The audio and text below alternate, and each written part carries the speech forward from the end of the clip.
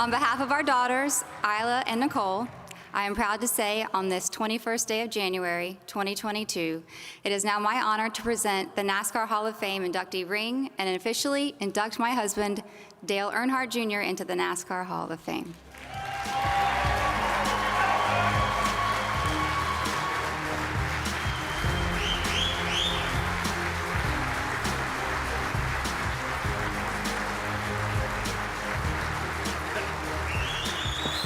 My eyes are already watering.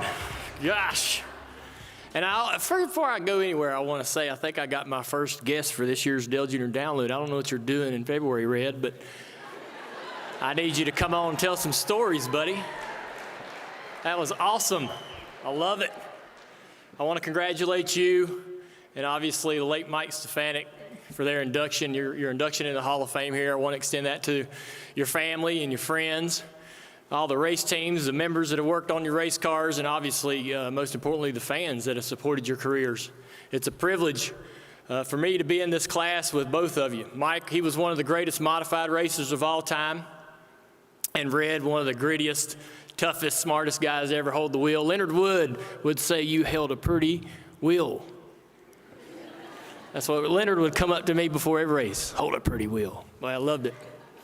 To their wives, Julie and Judy, as well as their families, we now share a very special bond going into the Hall of Fame of 2021 together. It really means a lot. I want to thank the NASCAR Hall of Fame. You opened your doors back in 2010. I was lucky enough to be here for that first ceremony, and wearing the blue jacket myself was way probably beyond my wildest imagination at that point. I was just ecstatic to be asked to curate the Glory Road out there. When you go through the Hall of Fame, we celebrate the champions of the sport, and I love celebrating NASCAR history and the people in it, and that'll always be important to me. I was a mechanic at a dealership. That was my destiny, or so I thought. You guys remember at all the Chevrolet dealerships, if you drove a GM product, you'd go to the 29 minutes or less quick lube. Y'all remember that? Well, I could do it in 8. Yeah. My brother, I changed the oil in thousands of cars. My brother wrote every ticket. He was a service writer at that dealership. And I think I only forgot to put the oil filter on one. That was funny when I drove it out back into the lot and all the oil pouring out of it. And that's not why I got fired from that job. We'll talk about that another day. So I really want to thank NASCAR for giving me a place to make a living. And by NASCAR, I mean the entire industry. I'm grateful for every employee, racetrack official, every ticket seller, every weekend volunteer, every crew member, competitor, anyone who's ever invested their time in this sport to make it great. However, if I were to single just one person out of that group, somebody who embodies NASCAR and has also been an incredible friend to me and mentor, it's Mike Helton. You know, we talked about Mike up here on the stage earlier. He's just an incredible man. He was like my dad. When he walks into the room changes. And I'm a better person for having him in my life. So thank you, Mike, for everything you've always done for me.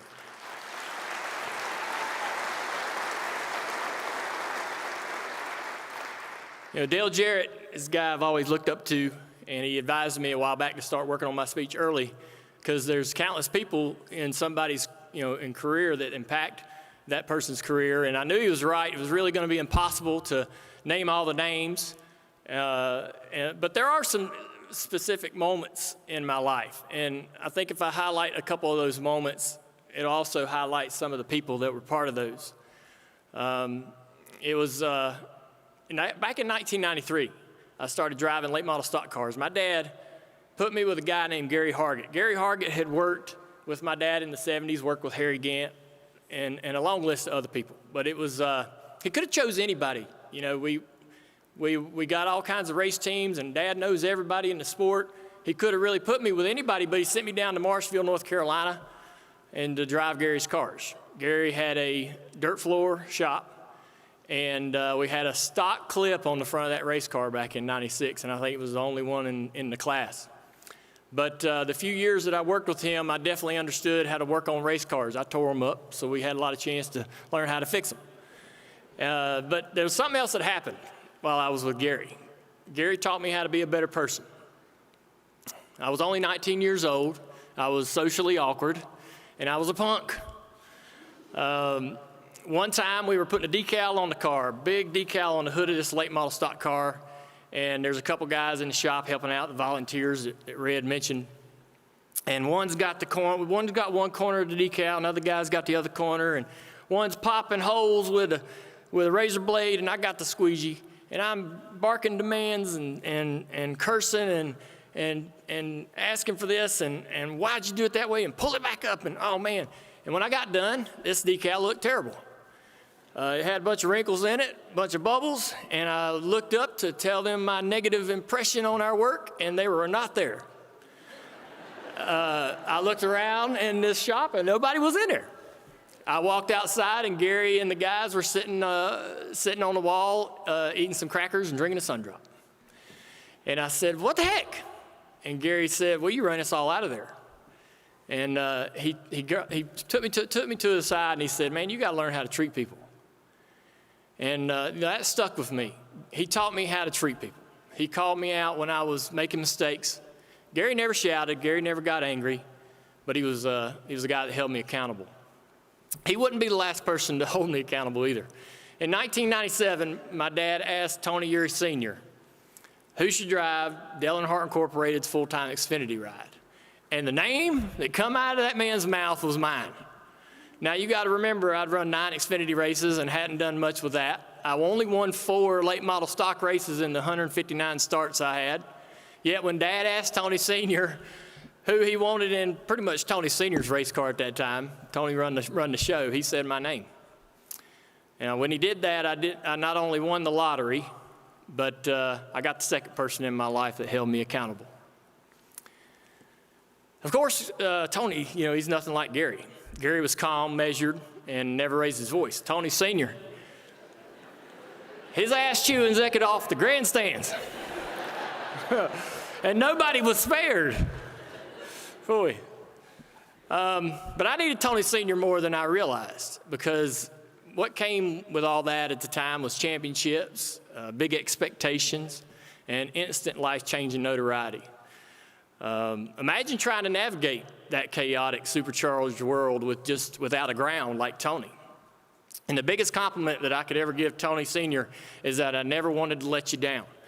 And I still feel that same way today. I think about you all the time. And every day I live my life to please people like you, buddy.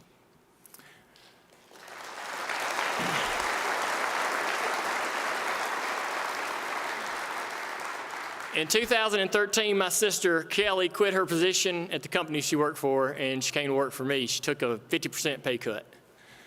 I told her I couldn't afford her. But, that was the least of her sacrifices, because from that day on, she prioritized my life over everything else, including her own. She'd tell you that it was an easy decision to come work for me, because I certainly needed a ton of help. And she wouldn't be wrong. But you have to remember the circumstances around that time. Me and her both had a massive void in our lives, and I needed her leadership. The problem was that she didn't have someone to lean on at that time. She didn't have someone to salvage the good parts and rebuild. And it took a toll on Kelly. But as time went on, my career took off.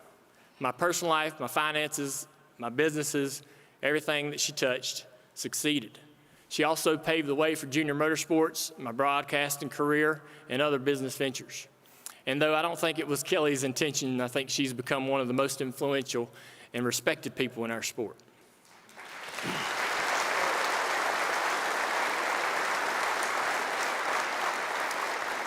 In 2007, we made the decision to leave DEI and go to Hendrick Motorsports the following year, and that brought Rick Hendrick into my life.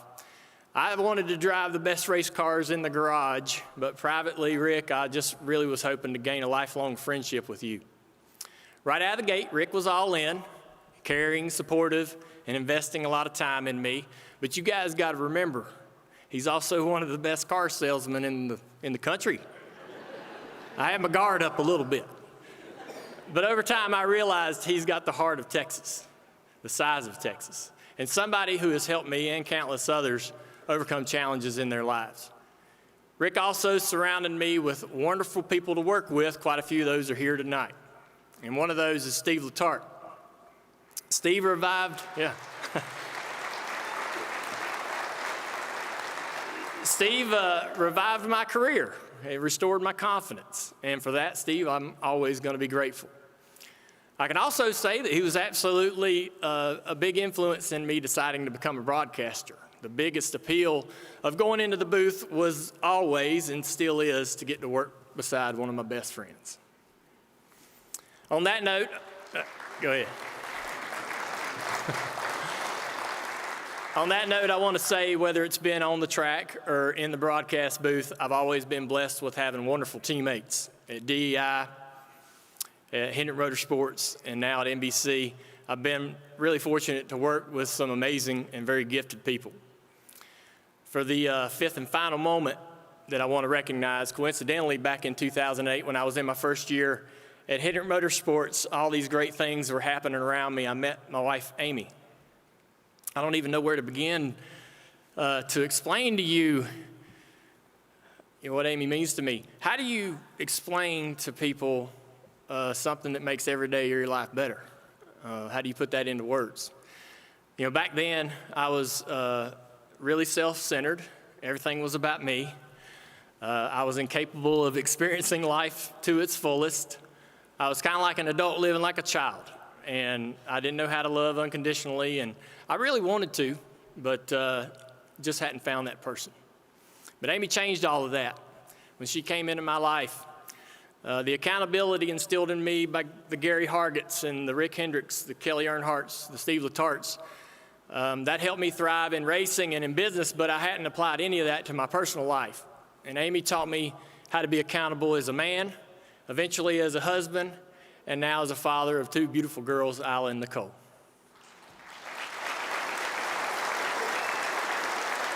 I got through that one without crying. So those are the 5 moments that I wanted to mention tonight that contributed to this moment right now. But to be sure, there's one key support system that's always been consistent throughout my career, and that's the fans. Yeah.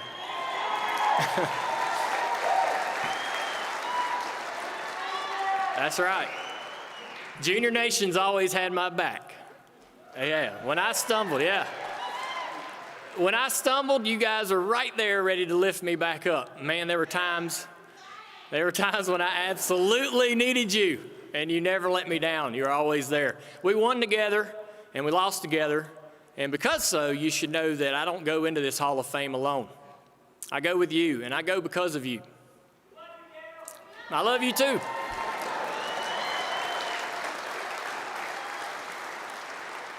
Nothing that racing has given me will ever top this night. The people enshrined in this building, they're my role models and they're my heroes, and one of them happens to be my father. So to join Dad in the Hall of Fame is probably as good as it's ever going to get.